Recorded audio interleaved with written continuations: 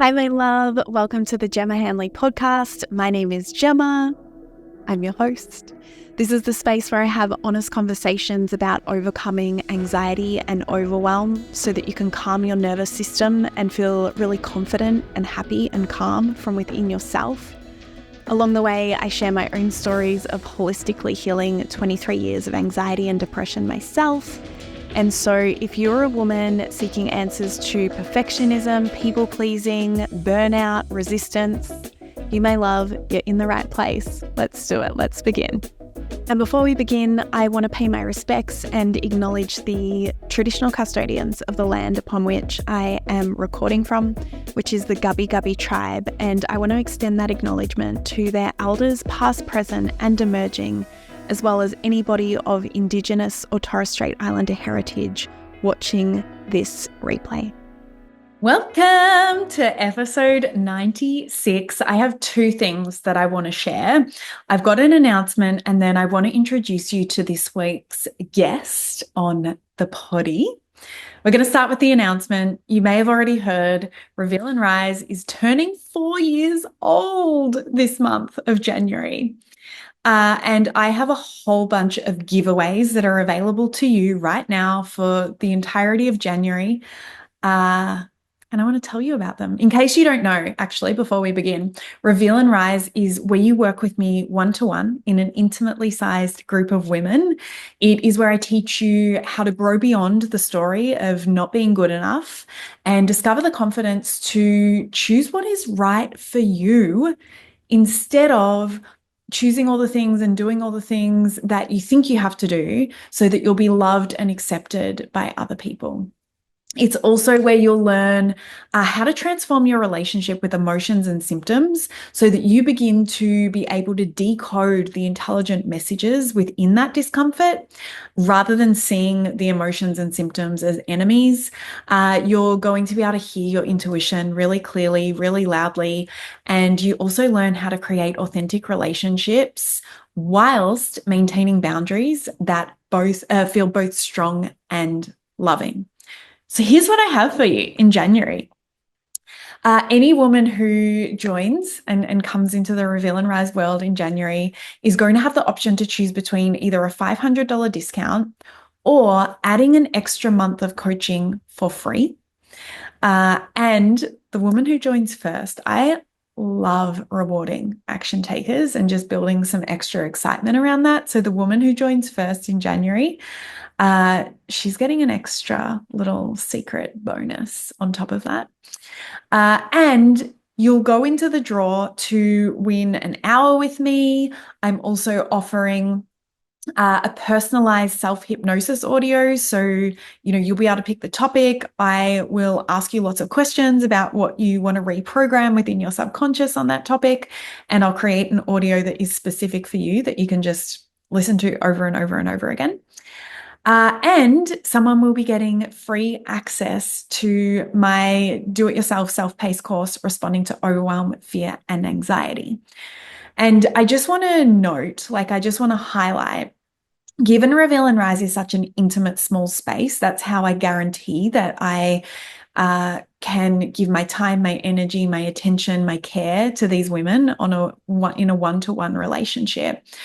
Numbers are capped, right? And so there are limited spaces, but I also share that because there's a pretty good chance that, if you go into this draw of winning some of these bonuses, you're gonna get something for your lovely self.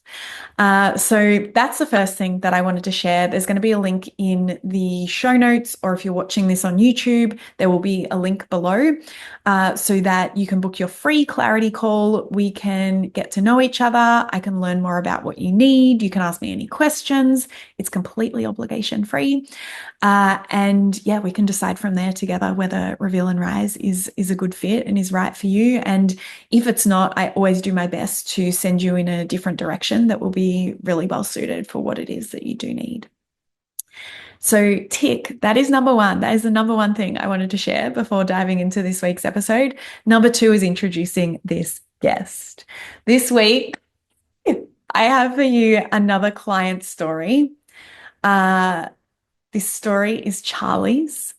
I have known Charlie for 5 years. Uh, and she just has so much wisdom and inspiration and different perspectives to impart on you and offer you as a gift. And it is a gift when, women from my coaching world as clients and past clients come onto the podcast and share with you their story. That is a very vulnerable thing to do, and they are contributing in an enormous way to the lives of others. I know myself when I was experiencing anxiety, depression, chronic fatigue, chronic illness, being able to hear the stories of other women who had walked that path before me was just invaluable, like so priceless.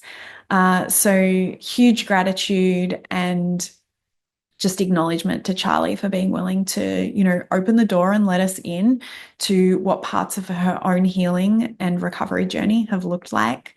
Some things I have to say about this fucking wonderful woman. She is the epitome of strong and soft, right? Like she knows who she is. She is very deliberate in how she lives her life around that and so devoted to being true to herself. And when she notices she's gone off course with that, returning.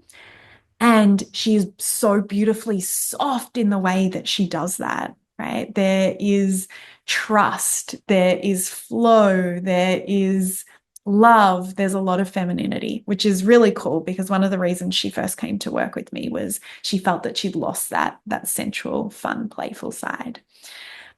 She offered and continues to offer such a warm mama bear energy. She is such a beautiful mother and wife and daughter. And one of my favorite qualities about her is that she just says it as it is. And it was funny when I was listening back to the audio only of this episode. I can tell that there's a lot of missed body language that you won't see, that you will only see if you watch it on YouTube. And that's cool, whatever works for you. But it just showed how expressive she is and how much permission she gives herself to just be who she is. There were so many times where she would show up to coaching and just share, oh, I'm pissed off about this, and like, I'm confused about this. And, she would just bring all of it. And I absolutely loved it. And I'm so excited to share this episode with you. Charlie, welcome to the potty. Thank you very much for having me. Exciting. Yes, I feel like this has been a long time coming, a conversation that could easily go for 3 or 4 or 5 hours. Over lunch. Yeah. I was in the right place. I really want to dig in because I know you have so much wisdom to offer. And I would love to begin by peeling back the layers a little bit and helping the women that are listening to you share your story here today, just helping them to understand you to begin with. And so one of the questions that I have, and we'll need to cast our minds back a little bit because it has been, and it was 3 years that we've worked together inside Reveal and Rise. What was it that you wanted to change, work on, transform in coaching? What had you reach out and have that ping moment of, oh, there's some things I want to change here? That's a good question. I think for me, so I think there's always been a part of my subconscious that has always been looking for doing things differently, investing in kind of a more authentic way of being, if you like. And then when I got ill with chronic fatigue, I really so I was always quite, before I got ill, I was always quite sort of, well, like me, kind of, I'm kind of quite sparky, a bit cheeky, a bit sort of, can be a bit sassy. And when I got ill, like properly ill, I lost my sense of self. And I think that I had this real need to sort of step outside of that illness version of myself and then just really go back to who I was, with that kind of, I suppose, subconscious understanding of that was going to be a bigger piece for me than just sort of average day-to-day sort of exploration, if you like, if that Mm, makes sense. yeah. Would you say would you say that you'd recovered from chronic fatigue before we began working together? Well, that's a really good question. So I think I thought I had, yes. Mm, And what I understand now, and what I talk about now with other people going through that process, is that for me, the recovery process became about health and well-being for me. So it became a bigger piece. So those symptoms that I had that were perhaps like lurking around were more attached to sort of more internal stuff, I think. You know, the mhm. stuff that I was holding on to, the stuff I needed to let go of. And that was what really then catapulted my recovery, if you like, so like the mindset stuff. So it was like my vision of a like a stained glass window is, you know, you've got all those beautiful colors that kind of make you who you are, and then that mindset bit was the lead that kind of soldered it all together. Yeah, I wonder if you'd agree with this. It's something that I definitely saw in myself and I see in the women that I work with if they come having had a background of chronic illness, or maybe it's something they're still working through, is that maybe you could have gotten by without Oh doing yeah, this extra part, 100%. but Yeah, you wouldn't have described yourself as someone who was thriving. And there still would have been parts within you that felt you felt you didn't understand about yourself. Would that be an yeah, accurate way yeah. to? Yeah, 100%. I think that's exactly it. I was functioning perfectly well, but there was a Mhm. sense of that lack of thriving for sure. Yeah, Mm, yeah. yeah. And there And was definitely so something that wanted that. what was present that you wanted to change? And I can remember, but I want to ask you as well. Oh, I think I just had that, you know, there was a lot of, I mean, I don't know if this is what you're thinking, but I had a lot of kind of self-judgment, a lot of sense of loss, a lot of I should have done better, that whole perfectionist kind of mentality of, Mhm.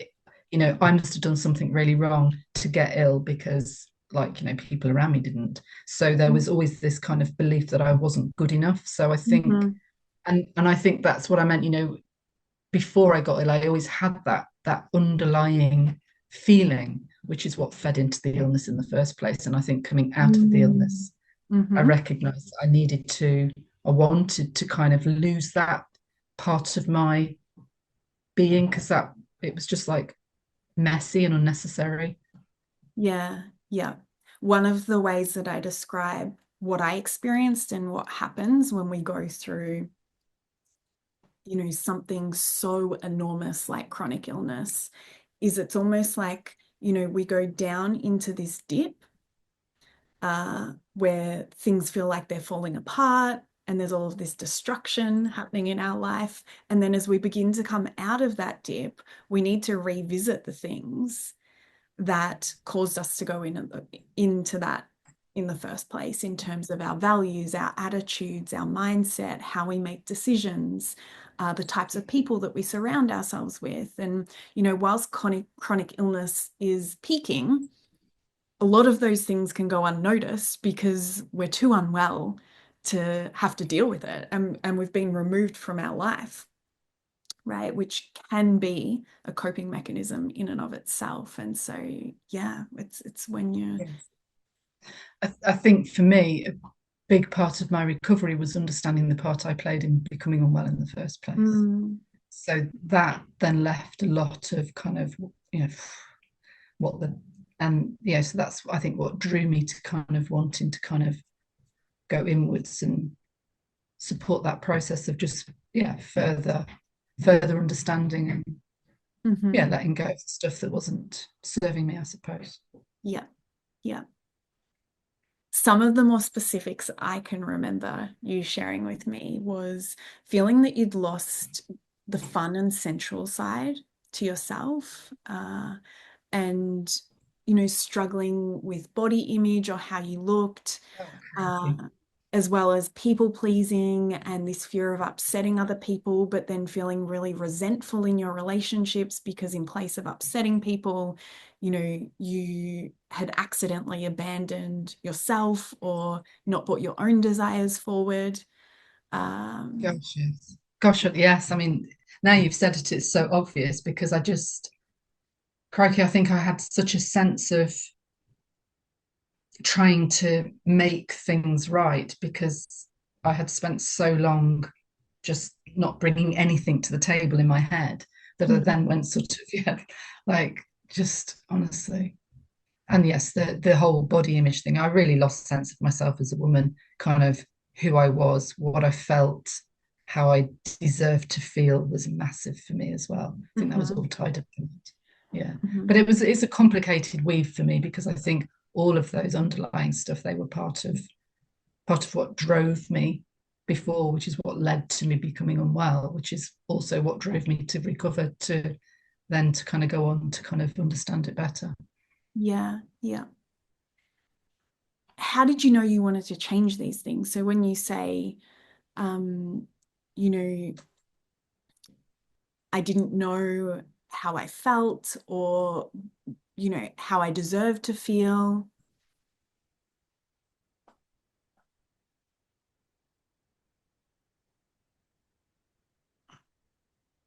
I think I just had this belief that there was something better for me. That I just, gosh, it's such a good question. It's such a long time ago. But I think actually maybe it doesn't make any difference because it's still that drive for me now. There is always something that I just kind of wanted more. I wanted to feel joy. I wanted to like myself. I wanted to treat myself like I treat my best friends because I treat them with love and respect and, compassion, so all of those things, it's kind of, there was just like a missing link for me and it's so hard to pinpoint, but I think it was just in me that I feel really grateful for that because I am really grateful that it was just something there that was just saying, actually, there's more for you. So, Yeah. and I love a challenge. And I would suggest that's actually within all of us. It's whether Yeah, or I would not agree. we're willing to hear it and to listen Yeah. to it and to use it. And I also think you're having this experience of struggling to remember certain things because that's part of a true transformation. Is that the memories might still be there, but the feelings or the emotions, the pain and discomfort is no longer attached to those memories because you've actually transformed that, you've changed that. Yeah, that makes a lot of sense. Yeah. I worried about that when I was first becoming a coach because, I was going through all of my own healing and I was like, am I going to be able to empathize and tap into and connect with, what women are struggling with? Because I can't access that same pain. It's a smile on my face for me now. I've stopped falling out with my body. Now, that doesn't mean it's perfect. I don't do perfect anymore. I go for authentic, as I say often. But that was so important to me to just not look at my body and be cross with it because I really had to learn to just be really grateful for actually how hard it was trying and the fact that I wasn't listening to it wasn't its fault. And it was sending me signals like with bells and whistles, and I just didn't hear it because I was too busy trying to cover all the bases for whatever reason. So yeah, that was a massive thing for me. Yeah. And particularly with a history of chronic illness, it's so easy to resent the body.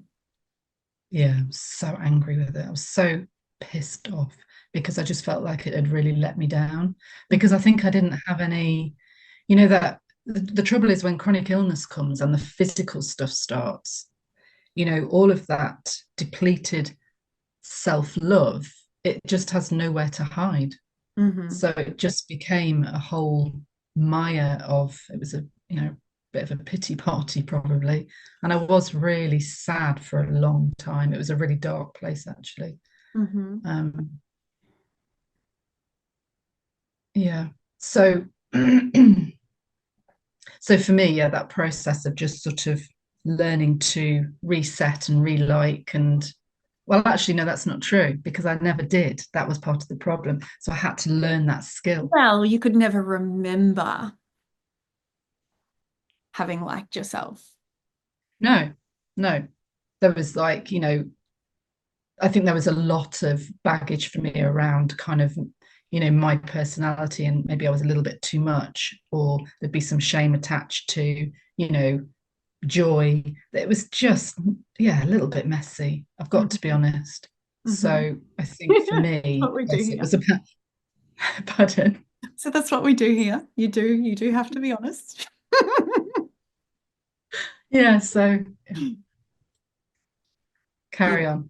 There's so many questions I have for you that I want to just pull out the wisdom from all of this. Before we do, I just want to go another layer deeper on who Charlie is today, how she looks, how she sounds, how she feels.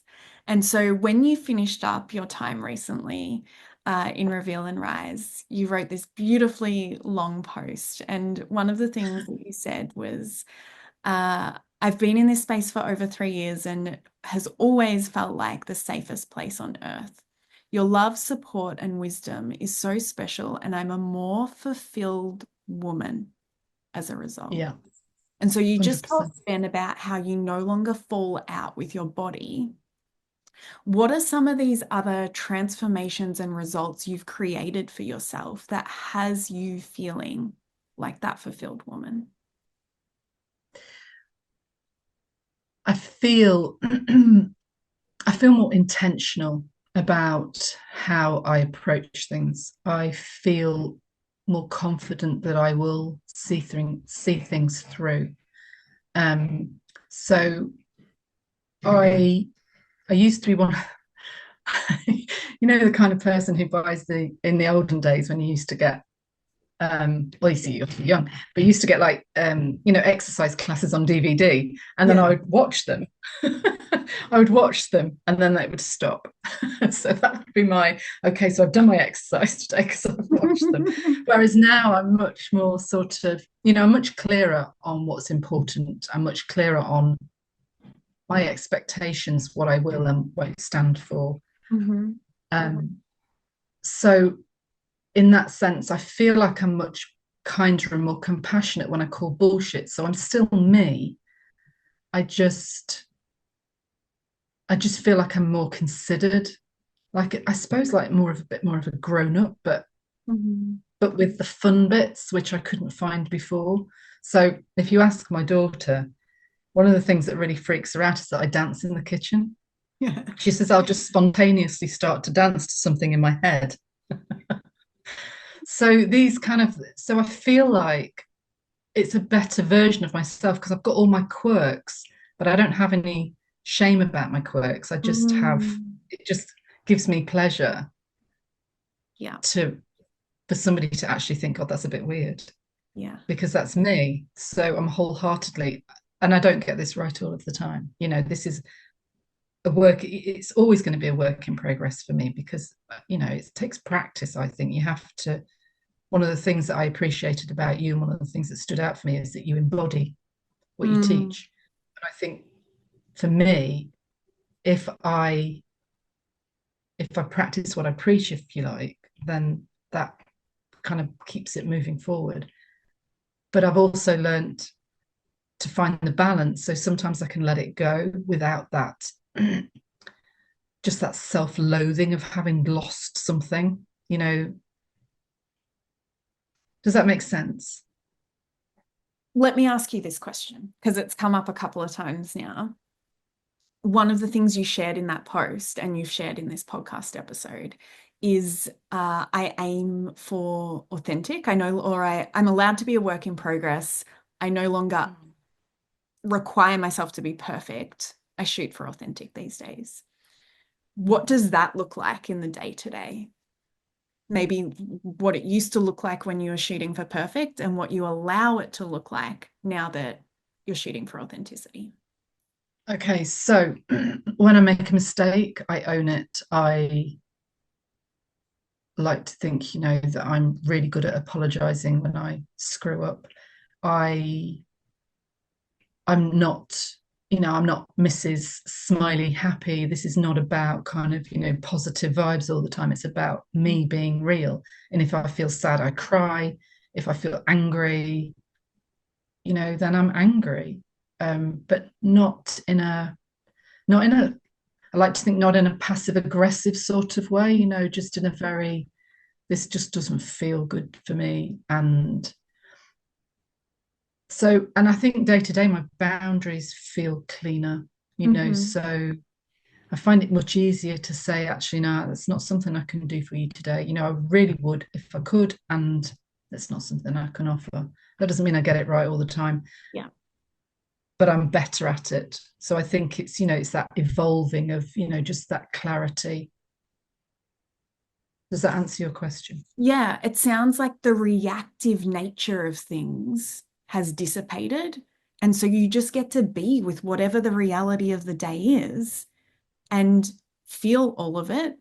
And then there's this grounded aspect to your expression that helps you decide what's right for me here. How do I want to approach this? What are the next steps? And it doesn't have to look immaculate. It's allowed to be messy. Yeah, I would agree with that in most parts. Sometimes, so that reactiveness is still something that I am focusing on in one aspect of one of my relationships. So yeah, because that's really important to me, because I want to be responsive, not reactive, because I don't think reactive is useful most of the time. Yeah. And we're all human also. And that's where, yeah, like the comparing ourselves to this perfect idea of a woman would be, well, that's not okay. I've now damaged this relationship. I'm a bad person. How am I worthy of love? I'm not good enough. I don't deserve XYZ. Whereas the alternative would be, I can actually own this. I can take responsibility for apologizing here. I can listen to what the other person's experience is as well. And I can forgive myself. Yeah. Something else that stood out was when you said you now love an uncomfortable conversation. I do. That usually falls on the back of the reactive. Yeah. Yeah. So I am really here for that, because, and this is one of the things that, we were talking earlier, 15 years in, we have to have conversations that are uncomfortable sometimes.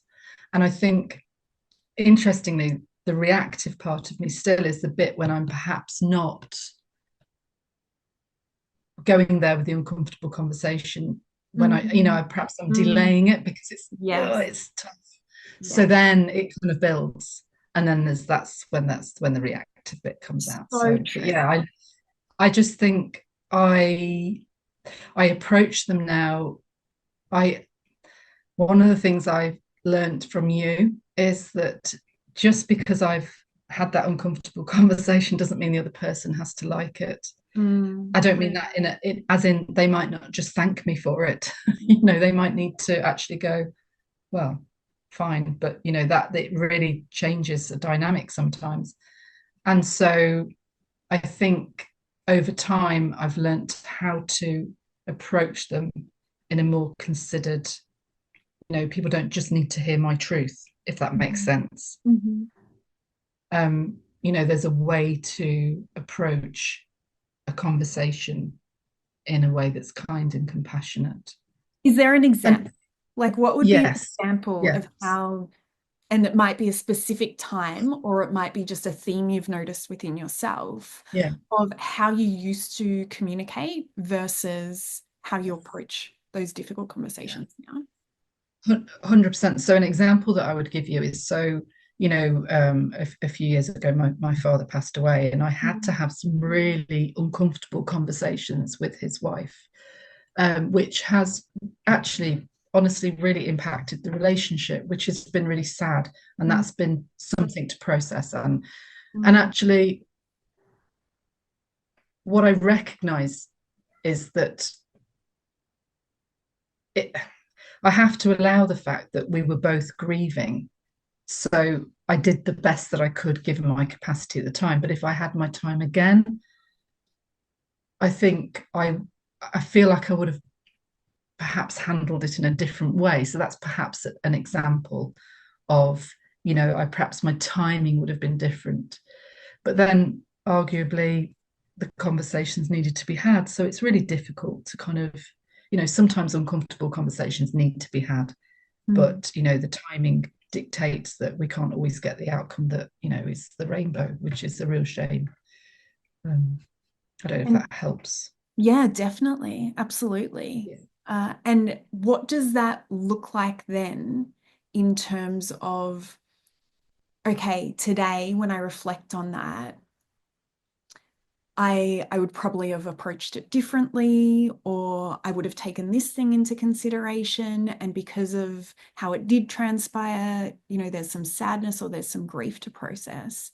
What does that look like in a literal form when you deal with that? And another word I can use for literal could be practical. Like in practical terms, if you were to explain to someone what you do with that weight or that heaviness or that feeling, whether it might be guilt or grief, or uneasiness in the body, what does that look like for you? For me, so that would be nowadays, I find it easier to kind of move that, like literally move it. So I use movement in my body to kind of get rid of sadness, I think, because so what I find is so I have like I think it was in that post as well, I have like a little bathroom disco playlist. And it wasn't particularly deep in terms of the content, but there's something about the way that those songs move through each other, so that when there's sadness in my body, it takes me to song 2 and I just start to weep. And then by the end of that, and it just helps. It's quite a cathartic process. And I've really found that that was one of the things that I got from Reveal and Rise, actually, is that learning to move my body and that learning to just be in that moment and be in that emotion and for it to allow it to be there. And what I've learned now, honestly, is that the pain is always in the resistance. I should stamp it on every wall in this house, because the longer I leave it, it's just the body just sends signals. It needs to express. And I think so, it might be I might go for a walk, and just be outside. Sometimes I just literally need to be outside. Or, maybe I will journal. And just, I find that cathartic process of just getting it out of my head and onto a piece of paper. And it's nothing formal. It's just, can just be freestyle. And those kind of things. So those are tools that I've developed over the last few years that allow me to perhaps deal with difficult situations, perhaps in a different way. I'm not going to say better way, but in a different way, a way that's more supportive, I suppose, of my health and well-being, if you like. Yeah. So those are the kind of things. Yeah. Yeah. The second time in this conversation, I've heard you use the word or the sentence of, waiting too long or not having the conversation soon enough or not feeling the thing soon enough. Yeah. Which I think is so important to highlight, because it can be so easy for us to get bogged down in what the surface level irritation is in a relationship, or the surface level conflict is in a relationship, or to get bogged down in the emotion without realizing there is so much depth beneath that when discovered will just allow us to have that epiphany moment, the clarity, and really pop out the other side quite quickly. Yeah. Did you have something to say? For me, yeah, I was going to say, for me, ironically, the quickest way for me to get in touch with what is actually bothering me is to stop and to create some space. And that's actually one of my words for 2025 is space, because it's always pops up for me. So when I actually allow my body space, when I allow my being space in any moment, it's there. It just needs to be allowed to arrive, I think, whatever it is that's in me. And it comes really quickly. And then, of course, I've got a choice then, haven't I, as to kind of how I approach it. And that circles then to the difficult conversations, because quite often that will be what it's about. It's like you need to have this conversation with somebody, or I can give you a really simple example, actually. I I wake in the night. If there's something that I'm not paying attention to, I wake in the night, and I just sort of, hand on heart, and I'm like, here we go, hand on heart, what's going on? And then, the message will come, and then it's about, well, I need to do this. So, it might have been about reaching out to somebody to say, look, let's, I don't need to do Christmas presents this year, and doing that in a very kind and compassionate and loving way, and then thanking them for their understanding when they come back saying, yeah, that's absolutely fine. And that was such a small thing to do, but it needed to happen because it was just kept banging here, And so I needed to give it the space, I needed to give it the time, and then I needed to action it. And that's just a really very simple example, I suppose. And prior to that, I would suggest what comes is self-permission, right? That it's actually okay and safe and valid for me to entertain these desires and entertain what's sitting underneath the surface level irritation or conflict or tension in a relationship, or what seems like the surface level emotion that just keeps cycling and getting in the way and not going away. But I think that comes with, there's like a deeper sense of self-assurance that comes with understanding what's important to me, and also kind of that bigger piece about understanding people's capacity. So that was big for me as well, because understanding that people behave in the way that they do because that's how it is for them at that moment. It enables you to it enabled me to look at people with much more patience and much more compassion.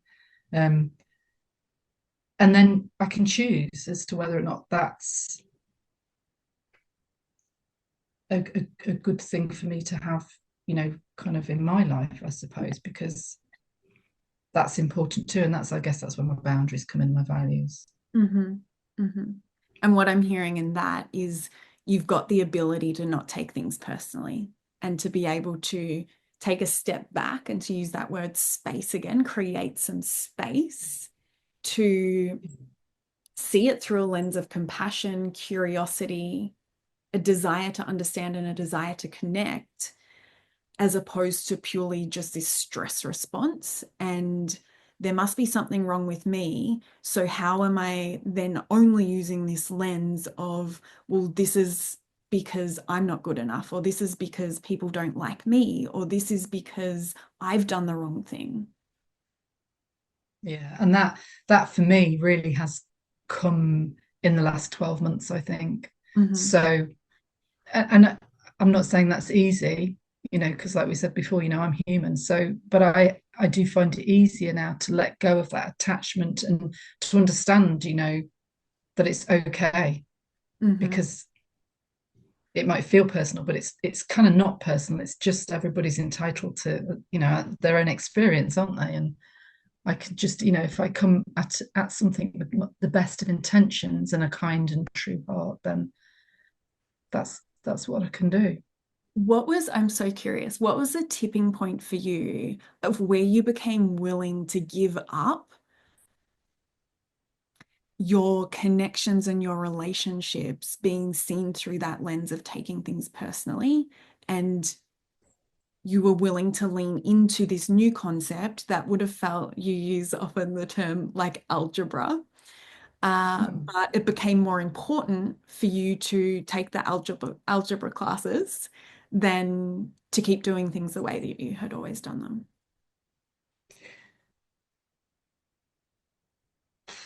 I think, I don't know if there was a specific tipping point. I think for me, it was a bit more of an evolution, because there comes a point, I think, being in a coaching space and being accountable, there comes a point where I can't keep bashing the same head on the same door. So yeah, I don't think it, I don't know. I could reflect something back to you here, actually, listening to you. Yeah, sure. You know, you would sometimes come to the coaching calls, and where you'd be at, you'd say, I'm pissed off. And then you'd share with me what was going on. And I feel, and I'm similar, frustration is such an incredible motivator for me. When I get really frustrated, and I said it to Harry not long after we met, I said, I'm so frustrated. Wait until you see me tomorrow. It's going to peak. And then all of a sudden, I'm going to change so dramatically in this specific area of my life because I'm done. And I feel like that is a pattern that I've observed in you too, where you almost get sick of it, or you're tired of it, and you're like, I just actually don't want to feel this way anymore. Yeah, I think that's an evolution, having come through the coaching process, because I think it, again, that learning, that self-assurance, that learning that I can do something differently, that I am worth doing something differently, that it is good enough. So it's been easier to, but I've always been a bit kind of like, it's a bit like getting into the sea. If I'm doing it, I'm doing it. So I'm not here to fanny around. And don't forget, through CFS Health. So, I really went through a lot of resistance during that process. So I think I had a bit of a head start, if I'm honest.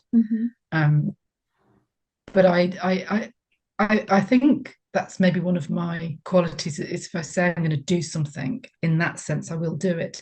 And of course, making that investment in myself, putting myself out there in front of you, or in front of, other coaches, it's like, I'm just going to have to get on with it now. It's almost like hanging myself on the peg, right? Give me your best shot, sort of thing, because I'm going to do it. And it is like getting into the sea. If it's cold, you just got to get on with it. That's my approach, I guess. And for you personally, what impact did it have being in a group of women who were doing the same, but also watching you declare or share what it is that you wanted to shift and change as part of your coaching experience? I think being in that coaching space, with other people, I think is an absolute privilege. I really do, because it takes a lot of courage to be vulnerable. And I think it takes a lot of courage to step out of your life that might be comfortable.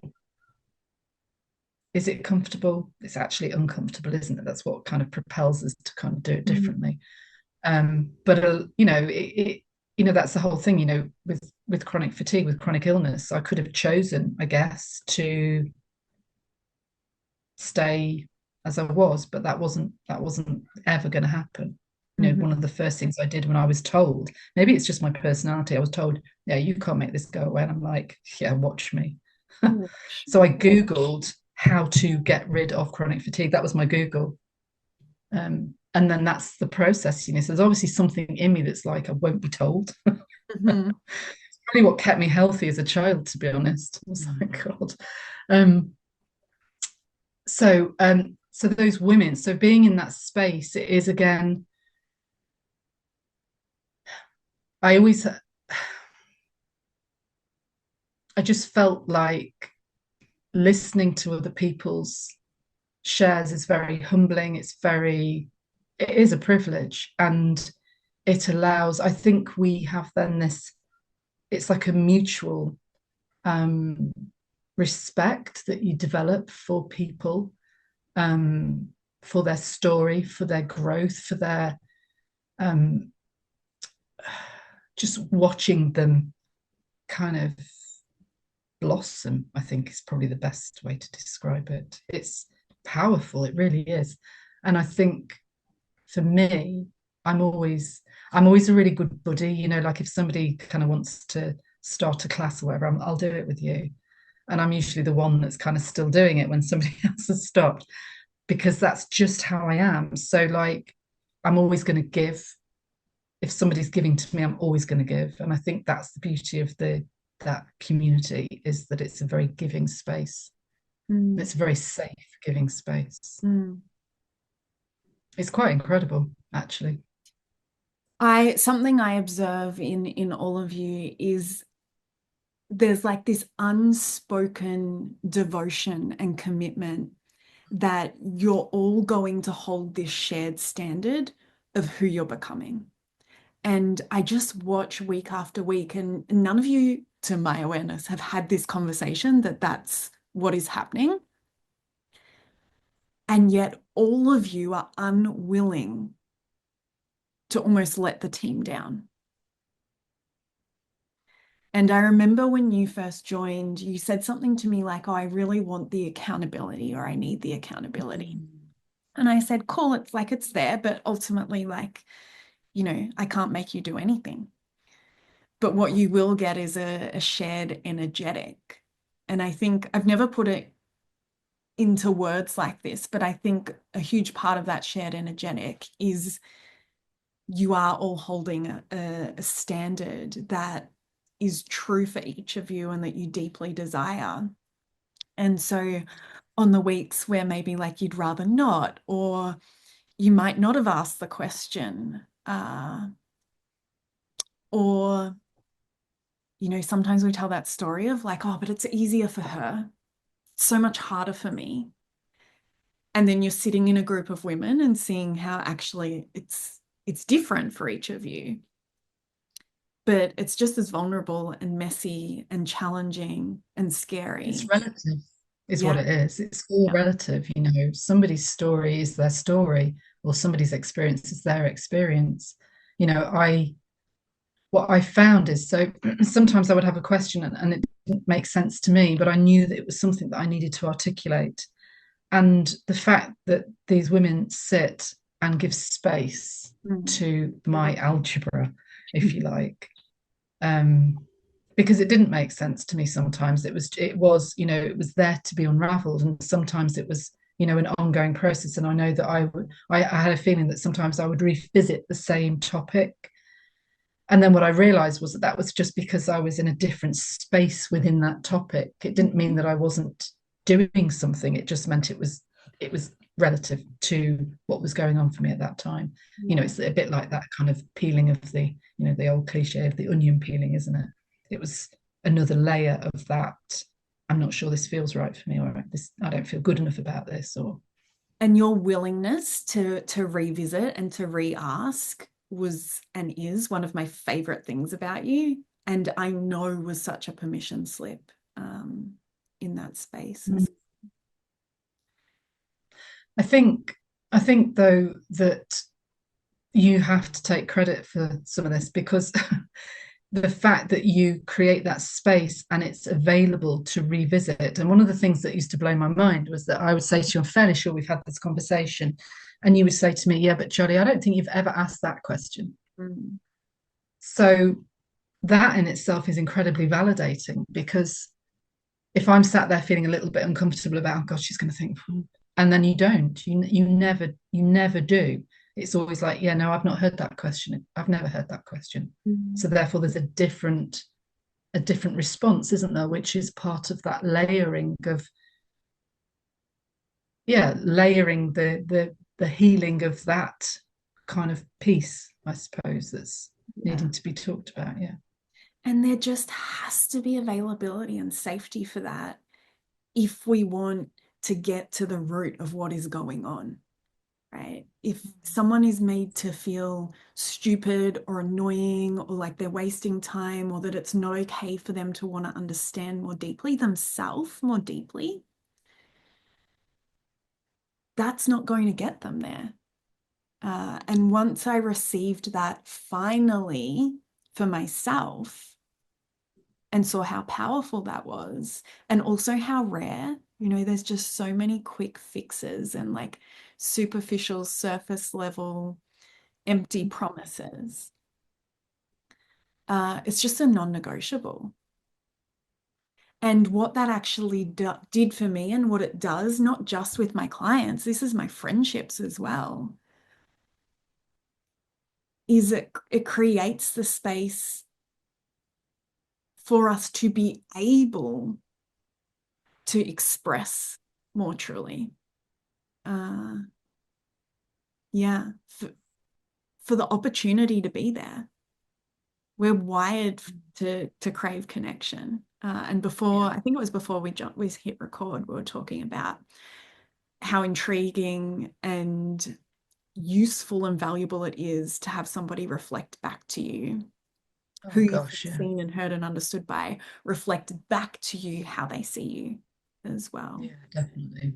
That for me, I think I said to you, it was a big part of my Reveal and Rise experience, because, some weeks I would feel like, if I didn't, I would feel like I'd just sort of written, and you would give me some, and I said to you, I felt seen, and I felt seen in ways that I didn't know I needed to be seen in. And it was so validating, because it made me realize that it didn't matter how small my offering was, or how, it was important, and it was valid, and it was heard.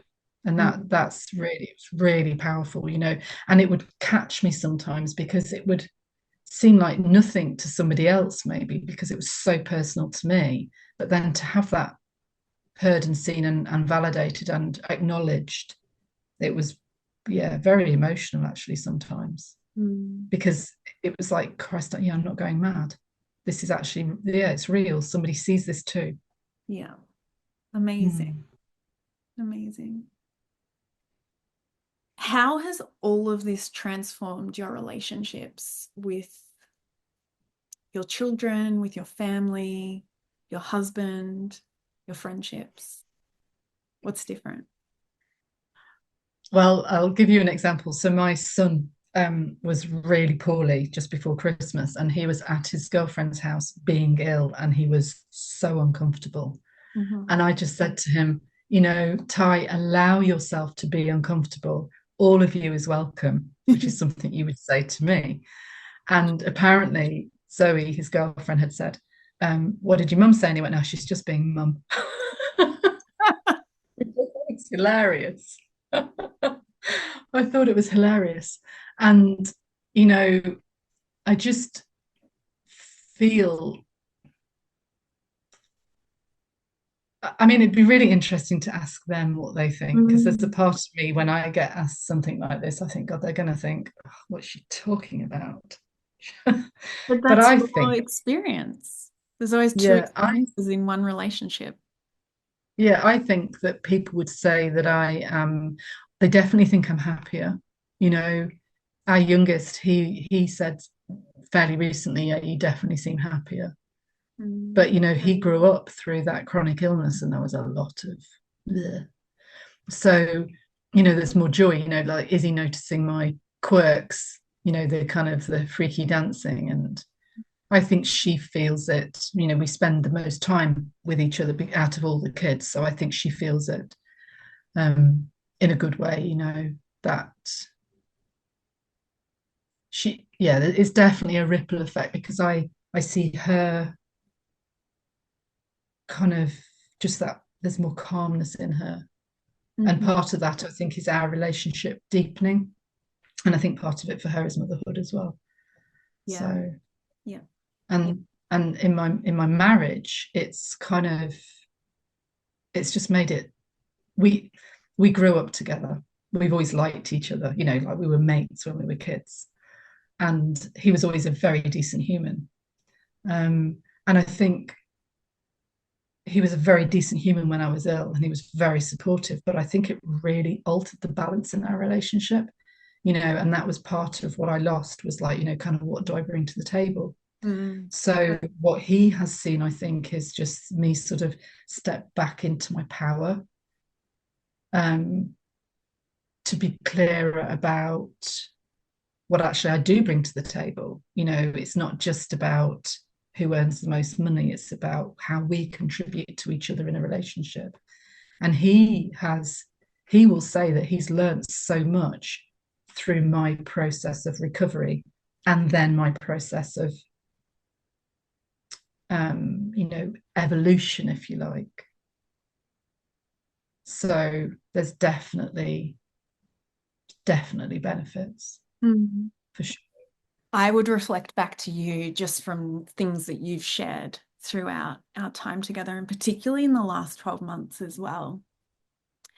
I feel that your family members would have a deep appreciation for how much you consider them, how thoughtful you are, and also some of the connection rituals and even standards that you've brought in with how the family system operates, from curiosity, from observing things, from realizing, oh, I'm allowed to say something about this, or I'm allowed to ask a question about this. I can be available for this person in this way. And it sounds like too, from, you know, what you shared it with Ty and what you said to him, is your capacity has grown in your ability. And of course, right, when it's to a degree, it's impossible for us to give to another what we are not giving to ourselves in the most pure, genuine, authentic way, where, you know, it's not because, you know, there's a back door where we're getting one of our core needs met, for that as well. And so, yeah, your capacity to bring compassion, your capacity to, you know, not only love your family members, but to like them when they're maybe not agreeing with you or not behaving in a way that you would like them to, is definitely something that I feel like, even if they hadn't consciously noticed, if they heard that, they would say, yeah, definitely. I think having that, you know, I said before about capacity, understanding capacity, that's been huge for me, because, you know, being able to kind of understand somebody's position really does support a different level of just being able to understand kind of where they're at. So, and then being able to kind of step into kind of supporting that, or just being aware of it, or, you know, it's not always my place to kind of get involved in that, but, you know, that whole idea of everybody's entitled to their own experience, you know, or people are working at their level of capacity, they're doing the best that they can. Why shouldn't they be doing the best that they can? They are, of course they are. And the other really really good thing that always sits with me living within a blended family is that somebody else's understanding or acceptance is not a prerequisite for my success. I can't quite remember the sentence, but, you know, that idea that other people understanding you is not a prerequisite for your success. Yes. So, you know, and again, that it just feeds into that, I just try to be, listen, I'm just trying to do me, and I'm trying to do it to the best of my ability. And, you know, I feel that I'm less edgy, and I feel that I'm kinder, and I feel that I'm more compassionate. But I always was a kind and compassionate person, but it feels like it's just sort of deeper. It's sort of, you know, there's, if it was a liquid, it would be muddy rather than sparkly. Well, it's just, there's just more. It's just, does that make sense? Yeah. Like if I was a face mask, I'd be like a really thick, glossy one, not like just one that you flip on and peel off. Yeah. That's just a really random analogy. But yeah, there's just more to it. I'm me, but I'm just a better version of myself, or a more contented version of myself, I suppose, which then course spills out, doesn't it? If I'm content, if I'm not, raging around, like not having kept any boundaries, doing too much people pleasing, not asking for what I need, of course I'm going to be an arse, because you can't exist like that, can you? So it's, I just think everything's a bit softer. That's what I think. Yeah. And I feel like one of the ways I can articulate this conversation, this little part, this part of the conversation that we're having, and particularly in the family relationships, is that, if I was to put it into two categories of our inner work or our personal development, there's our individual self, right? Which is where we want to understand, what are my boundaries? What are my needs? What are my values? What feels good for me? What are the relationships I want to be in? How do I want to feel in my relationships? What do I need from these other people, right? And where you really went, particularly in the last 12 months, was, okay, all those things that I've mastered for myself in knowing who I am, feeling calm in my body, confident in myself and in my thoughts, and what I bring to the table, worthy in asking for what I need. How can I now invite that to be asked of me for other people? And even when it's not asked, how can I even get curious about what it might be, so that I can love these people in my life even better, without people pleasing, without compromising myself? Yeah. Yeah. You did that beautifully. Thank you. We'll move towards wrapping up. A couple of last questions. One would be, do you feel like there's one thing that made the biggest difference for you? Yeah, wholeheartedly the self-expression practice. Yeah. 100%. It was an absolute game changer for me. What is it? I don't think Who doesn't understand. so. Basically, part of the reveal and rise experience is that we spend maybe 10 or 14 days, where we spend 10 minutes maybe just kind of getting in touch. How I would describe it is kind of getting in touch with myself, kind of taking space with myself, whether that be moving my body or holding my body, or there was a piece of music that you kind of give that we have to listen to, like maybe 3 times, I think, a week. And I still listen to that at least 3 times a week as part of my bedtime ritual. So what I learned, I feel like it was the first time I'd either touched or held my body since I could remember, in a what's the word I'm looking for? Deliberate way. Deliberate, yeah, deliberate. So that was the beginning of me stopping to fall out with my body, because I just started to appreciate it for what it was, and for the lumps and bumps and shapes, and I don't mean this in a sexual way, just in an intimate way with myself. And I don't mean in a sexual way, but just that intimacy of being in a woman's body. And it was absolute game changer for sure. And I remember I think it was last year that culminated to you posting a photo in the... I did. It was last June. Yeah, I have never taken one of those mirror selfies of myself ever. And I was in Fuerteventura, and I was in a bikini, and they had these full length mirrors, because that's the other thing, we have talked about. It's like, how can you appreciate yourself if you can't see yourself? How can you? It's impossible. So we need to get a mirror. You need to be able to look yourself up and down and appreciate what's there.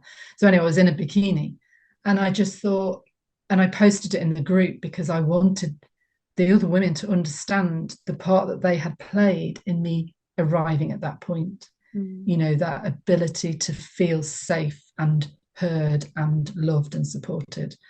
So I did. I think I hashtagged it the safest place in the world or something.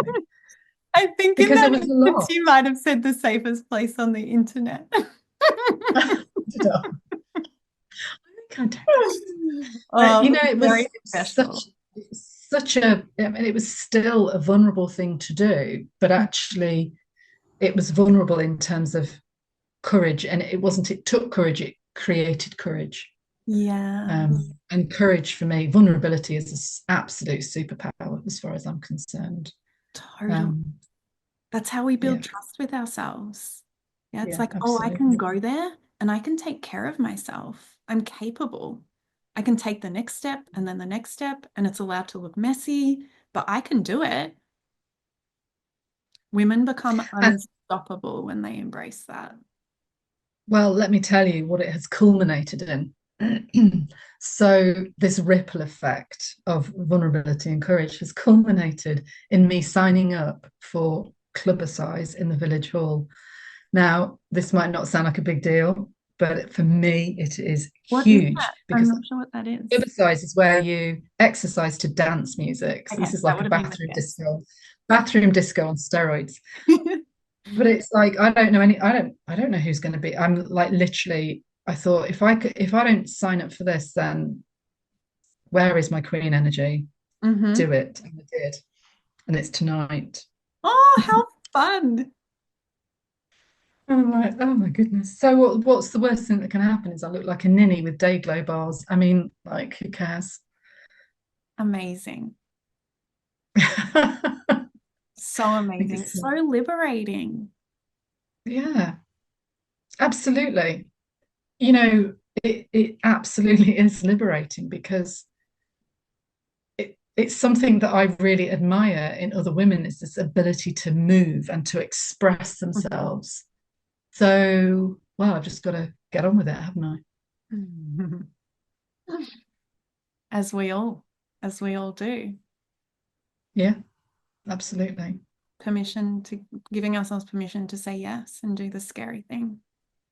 Yeah, yeah, What absolutely. would you say to the woman who feels so seen and understood in your story of where things began for you when we met? Uh, yeah, what would you say to her? I think that going through this process with Reveal and Rise, for me, it has made such a difference to how I approach my life. So I'm still me. I am just me with just this greater sense of certainty about what it looks like moving forward. I kind of have, I just think it's such an investment. And we are the investment that we should be making Mm, because if we don't invest in ourselves, then it's just it's never gonna end well. mhm, That's how I feel about it. We have to keep topping up our own self worth, our own self love. It's so important to kind of lead from the front foot, not the back foot, mhm. if that makes sense. Yeah, I thought it is simply the best investment I've ever made for Mm, myself as a woman. Definitely, 100%. Yeah, so special. it I was really special. I Yeah, especially love how you said, I'm still me. yeah, definitely. I think a lot of women, when they're struggling, they want to almost like sever themselves from their past and who they've been and just reinvent and leave it all behind. And which is, as you would now know, like the polar opposite of healing and definitely leaving your inner child behind with nobody parenting her. And Yeah, yeah, when we're doing this work well, like I adore all of those past versions of myself. Like they're so beautiful and they were doing like their best at every single point. And also, they have all contributed to where I exactly am it. right now. There's no way I would be here without every single one of those versions of myself. Yeah, I wholeheartedly agree with that. And I think the beauty about being in this coaching space is that actually what I realize is that I didn't need to sever myself, because actually there was nothing wrong with me. I just needed to trust the process. And then, allow myself back into the room, but with all of the, the party balloons and all that kind of stuff. It's just, there's nothing wrong with us. We just need to learn to kind of love ourselves again, I think. Yeah. And love all of those parts that served us when things were difficult. Because, when I look back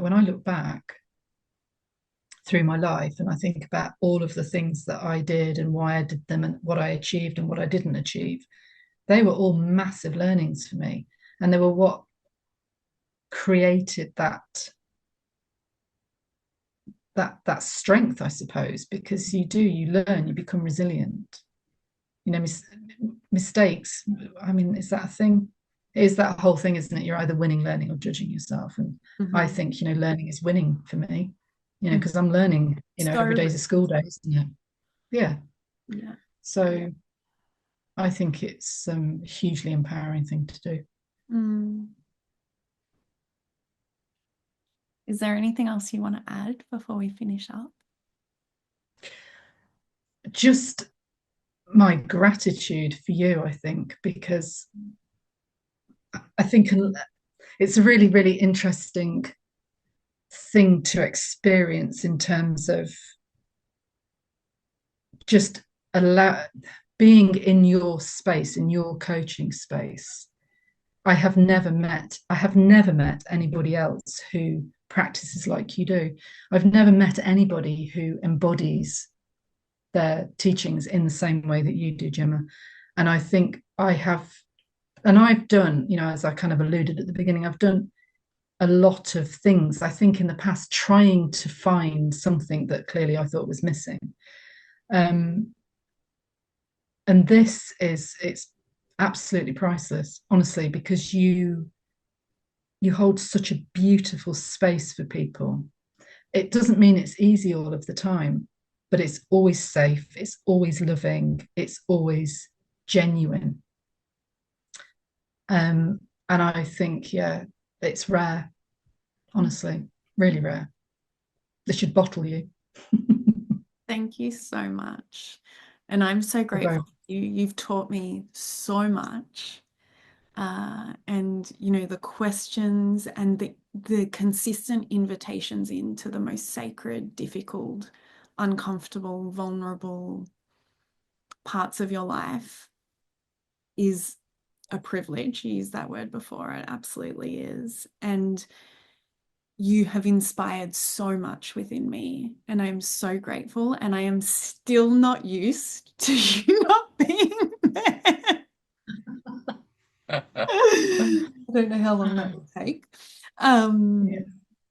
But you're, and I say this to all of you all the time, and like I frequently am thinking about you all, and you're still very much in my thoughts all the time. And I'm just so grateful to have crossed paths with you, and for all your hilarious, would I say British like one-liners that often you have to explain to me. You said you didn't say cross in this conversation, but you did say something else that made me giggle. I don't know. Cross. Yeah, it's a pleasure. I'm glad I'm in your thoughts. It's a nice place to be. Cool. Amazing. Beautiful. Thank you so much for joining this conversation. I know that you will have contributed enormous amounts to the lives of so many women. One of the reasons I love this long form content and I started the podcast is that it's not disposable like social media, where, it might be there for a day or two and then no one sees it again. So I know that this episode will just be revisited over and over and over again. So thank you. You're very welcome. Thank you. So much love for you.